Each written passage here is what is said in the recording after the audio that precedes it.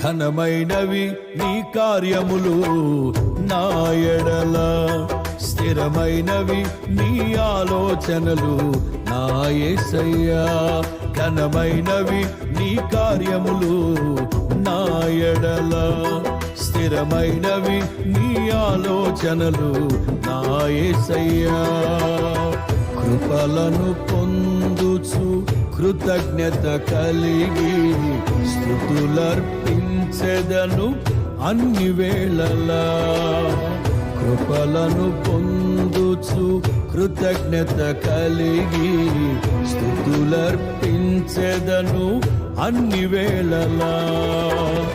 అనుదినము నీ అనుగ్రహమే, ఆయుష్కాలము నీ వరమే.